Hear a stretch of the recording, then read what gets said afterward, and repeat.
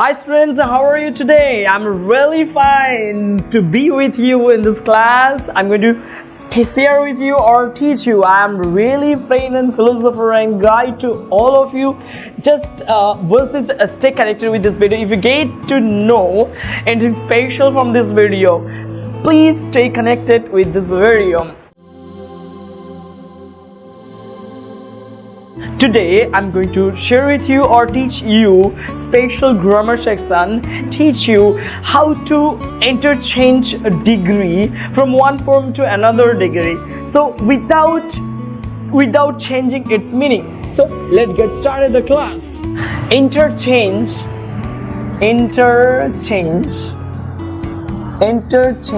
of degree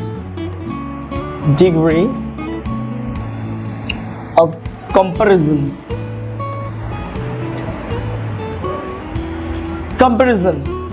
Look at the board, and at the top of the white words something is done over there. Interchange of degree of comparison. So let's get started this class, and there are lots of rules, and one particular rules I'm going to teach you how to change from one form to another. So don't try to think of that every class means entire class will be in English. No, this is not at all. And this class will be conducted in Bengali language also. Just stay connected. Just if we're learning English, so learning English means English sounds must be there. Okay, so let's get started. দেখো, interchange of degree of comparison. প্রথমে আমরা জানি interchange of আভ্যন্তরীণ পরিবর্তন of degree মানে কি? মান। Degree মানে আমি কি বলেছিলাম? মান মানে কার মান? অ্যাডজেক্টিভের মান। কার মান? অ্যাডজেক্টিভ। এই অ্যাডজেক্টিভের মান অর্থাৎ অ্যাডজেক্টিভের মানের পরিবর্তন যেগুলো হচ্ছে সেটাকে আমরা ডিগ্রি বলি। মানে এর আগের ভিডিওতে আমি দেখিয়েছি, এর আগের ক্লাসে আমি দেখিয়েছি যে ডিগ্রি কাকে বলে, কি বৃত্তান্ত, যে খুঁটিনাটি বিষয়গুলো রয়েছে সেগুলো দেখিয়েছি। তো অ্যাকচুয়ালি অ্যাডজেক্টিভ রূপভেদকে ডিগ্রি বলে, আমরা এটুকু জানি। তো এখানে কম্প্যারিজন মিন্স তুলনা। আমরা যে তুলনা করছি, আমরা তুলনা করে থাকি না, একটা মানুষের সঙ্গে আরেকটা মানুষের সাথে তুলনা করি। সেটা মানুষ হতে পারে, কোনো ব্যক্তি হতে পারে, কোনো বস্তু হতে পারে, তো যে কোনো হোক না কেন আমরা তুলনা করি। তো আমরা যে কম্পেয়ার করছি, এই যে কম্পেয়ারের মাধ্যমে আমরা বিভিন্ন অ্যাডজেক্টিভ, এই যে কম্পেয়ার করছি, কাকে নিয়ে কম্পেয়ার করবো? কোনো মানুষ কিংবা বস্তুর গুণকে নিয়ে আমি কম্পেয়ার করবো, তাই না? তো আমরা সেই রকম একটা কম্পারিজন ধরেছি বা একটা হচ্ছে তুলনা ধরেছি। আমরা এই তুলনাকে কীভাবে তুলনা করবো সেটা আমরা দেখে নেব কিছু রুলস অ্যান্ড রেগুলেশনের মধ্য দিয়ে। আমরা কীভাবে চেঞ্জ করবো দেখো। ফার্স্ট অফ অল আমি একটা সেন্টেন্স লিখছি, ভালো করে দেখো। Delhi means Delhi is the biggest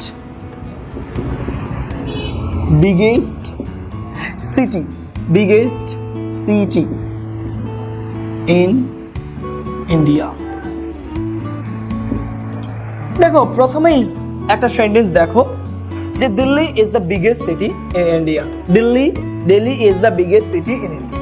clear ব্যাপারটা? তাহলে দিল্লি হলো বিগেস্ট। দেখো ভালো করে, বিগেস্ট মানে কি? বিগেস্ট মানে সব থেকে বড়।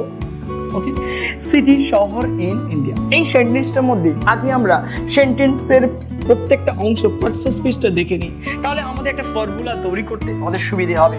দেখো ভালো করে যে দিল্লি, এখানে ডেলি বলা হচ্ছে, ডেলি হচ্ছে পিএন মানে কি? পিএন মানে প্রপার নাউন। ওকে, তার মানে এটা একটা সাবজেক্ট হিসেবে কাজ করবে। আচ্ছা, এই হচ্ছে ভার্ব, ব্যবহার করা হয়েছে বিগেস্ট। আমরা দেখবো তারপর হচ্ছে সিটি মানে শহর, চোখে দেখা যাচ্ছে। তো শহর অনেক হতে পারে, ভারতে অনেক শহর রয়েছে, তাদের মধ্যে সব থেকে সেরা শহর হচ্ছে দিল্লি। তাহলে এটা সিএন মানে কমন নাউন। তার মানে দেখো একটা পিএন একটা সিএন রয়েছে। আচ্ছা, এই যে নাউনের আগে একটা কিছু বসে আছে না, যাকে আমরা অ্যাডজেক্টিভ বলছি। এই অ্যাডজেক্টিভের আবার দেখো রূপের পরিবর্তন আছে, রূপের ভেদ রয়েছে। কোন রূপের পরিবর্তন রয়েছে তার আগে দেখো দা ব্যবহার করা আছে। তাহলে আমরা সহজেই বুঝতে পারছি আমরা যে ডিগ্রি পড়েছি প্রাইমারি সেকশনে, সেই ডিগ্রির মধ্যে এটা পড়ছে কি? একটা সুপারলেটিভ ডিগ্রিতে রয়েছে। তা আমরা এটাকে অ্যাডজেক্টিভ বলবো। ক্লিয়ার? এই অ্যাডজেক্টিভের একটা রূপের ভেদ হয়েছে, সেটা কি? যে অ্যাডজেক্টিভ প্লাস ইএসটি যোগ করা আছে। ক্লিয়ার ব্যাপারটা? আর এগুলোকে যদি ধরা হয় আদার্স হিসেবে আমরা ধরতে পারি, আদার্স হিসেবে ধরতে পারি, যেটা প্রিপোজিশন এটা হচ্ছে নাও। ক্লিয়ার ব্যাপারটা? তাহলে এগুলো দিয়ে আমরা একে এই যে সেন্টেন্সটা যে কনস্ট্রাকশনে রয়েছে এটা অনুযায়ী মানে এই কনস্ট্রাকশন অনুযায়ী সুপারলেটিভ, এই সুপারলেটিভ ডিগ্রিতে রয়েছে, কিছু রয়েছে সুপারলেটিভ ডিগ্রি। ক্লিয়ার ব্যাপারটা এইটুকু? তাহলে একে যদি আমি ফর্মুলায় তৈরি করি তাহলে কি দাঁড়াচ্ছে? প্রথম ডেলি হচ্ছে সাবজেক্ট হতে পারে, আমরা সাবজেক্ট বলবো। কেন সাবজেক্ট বলবো? আমরা নিশ্চয়ই জানি এই যে ভার্ব রয়েছে, ভার্বের সামনে যে ওয়ার্ডগুলো থাকে বা ওয়ার্ড থাকে সেটা হচ্ছে সাবজেক্ট। এছাড়াও তুমি হচ্ছে আরো বলতে পারো অ্যাকর্ডিং টু গ্রামেটিক্যাল মেথড ভার্বকে দিয়ে প্রশ্ন করলেই কিন্তু তোমরা পেয়ে যাবে সাবজেক্ট। ক্লিয়ার ব্যাপারটা? এগুলো খুবই সাধারণ জিনিস। তাহলে সাবজেক্ট পেয়ে গেলাম প্লাস ভার্ব V1, তো V1 হতে পারে, V2 হতে পারে, যাই হোক না কেন ভি, অর্থাৎ ভার্ব হতে হবে প্লাস। তারপর কি রয়েছে? দা। এখানে দা হচ্ছে মুকুট, আমরা বলেছি মুকুট, কারণ সুপারলেটিভ ডিগ্রিতে আমাদের দা নিয়ে আসতে হবে। সহজে মনে রাখার জন্য আমরা সেই দাকে রাজার মুকুট হিসেবে মুকুটের সঙ্গে তুলনা করতে পারি। তাহলে দেখো ভালো করে, এখানে দা ব্যবহার করা হয়েছে কি করার জন্য? এখানে এই দাটা ব্যবহার করা হয়েছে পার্টিকুলারাইজ করার জন্য, নির্দিষ্টকরণ করে দেওয়ার জন্য। তাহলে নির্দিষ্টকরণ করে দেওয়ার জন্য আমরা দা ব্যবহার করেছি। দেখো এখানে বিগেস্ট রয়েছে, এখানে অ্যাডজেক্টিভ রয়েছে, তার মানে এই যে অ্যাডজেক্টিভ ফর্মটি, তাহলে এই যে অ্যাডজেক্টিভ ফর্মটি তাহলে সুপারলেটিভ ফর্ম। তাহলে প্লাস আমি শুভ বলে লিখতে পারি, শুভ মানে সুপারলেটিভ ফর্মের ছোট ফর্ম। তাহলে হচ্ছে সুপারলেটিভ ফর্ম প্লাস এটাকে আমরা অবজেক্ট হিসেবে লিখতে পারি। কেন? ভার্বের পরে একটা অবজেক্ট নিয়ে রয়েছে, এই যে ভার্বের পরে অবজেক্ট রয়েছে। আমরা ট্রানজিটিভ, ইন্ট্রানজিটিভ পড়েছিলাম। এই ট্রানজিটিভ কি? ট্রানজিটিভ হচ্ছে যার অবজেক্ট থাকবে, ইন্ট্রানজিটিভ যা থাকবে না।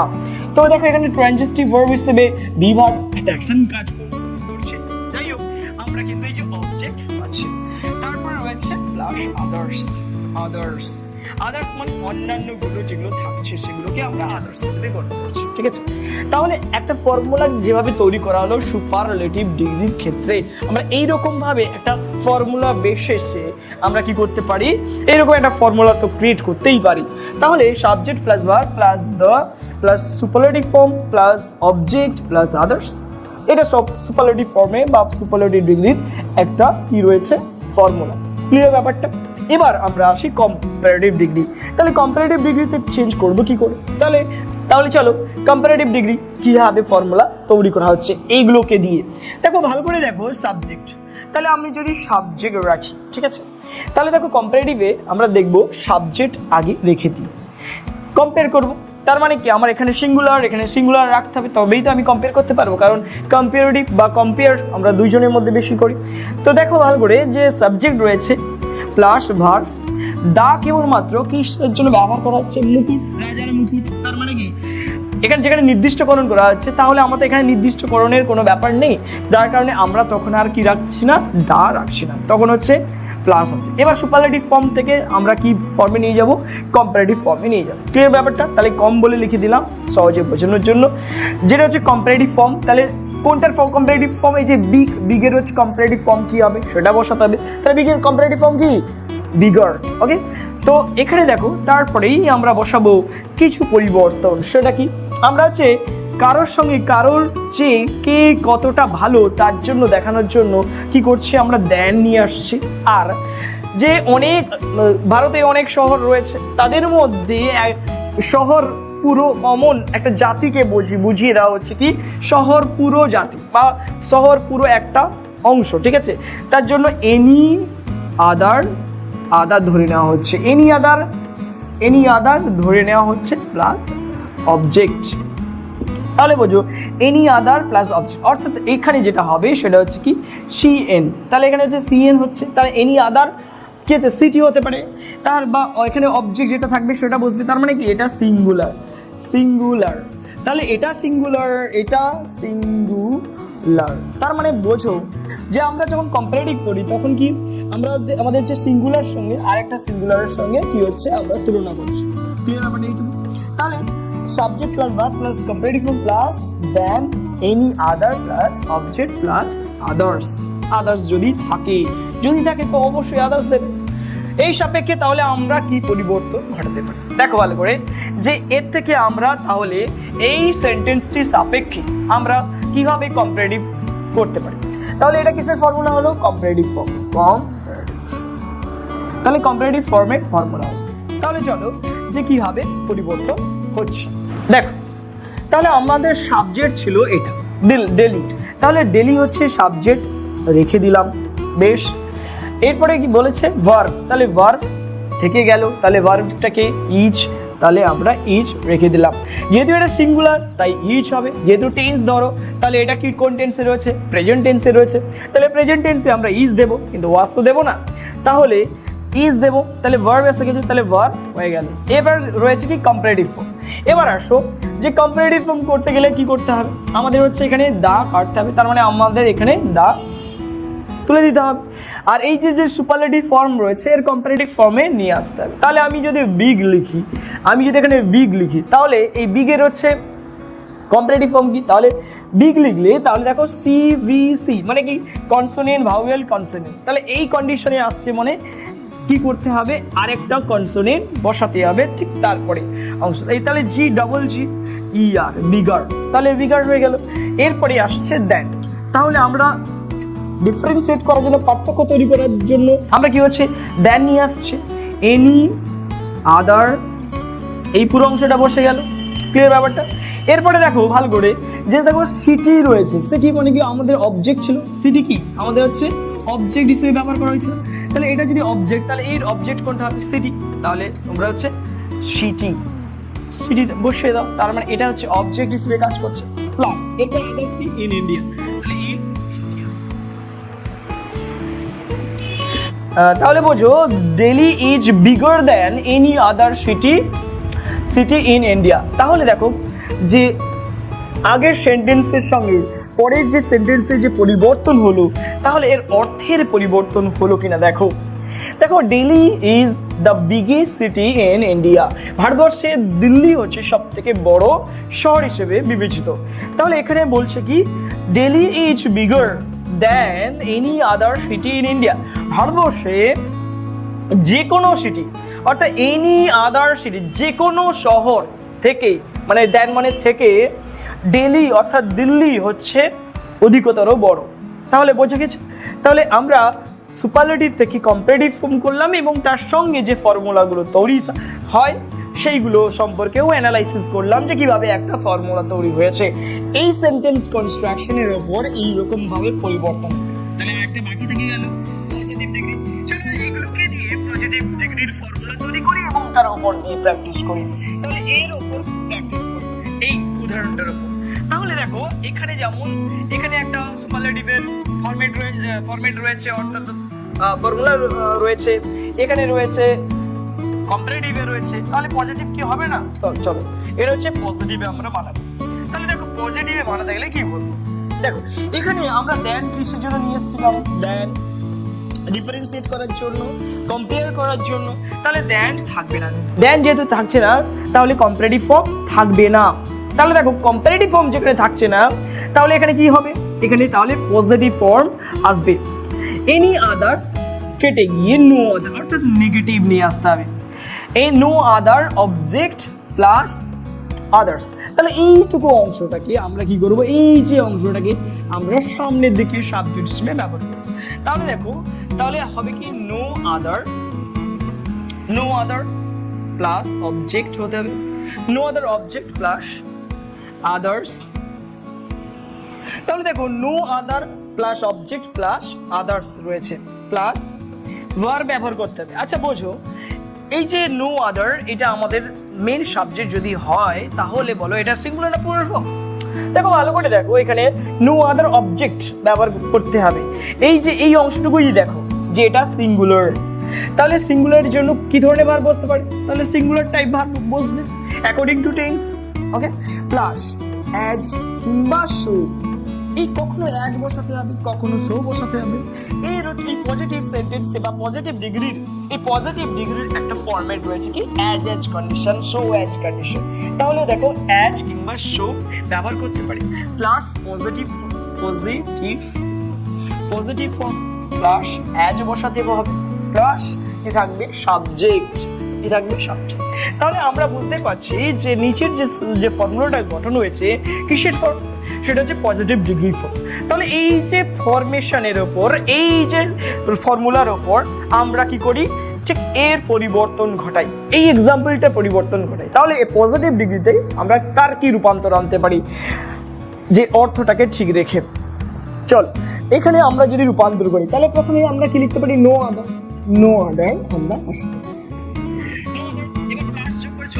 আচ্ছা বলতো এখানে অবজেক্ট কোনটা? যদি তুমি এই অংশটা দেখো, এর অবজেক্ট কোনটা, তাহলে সিটি হচ্ছে অবজেক্ট।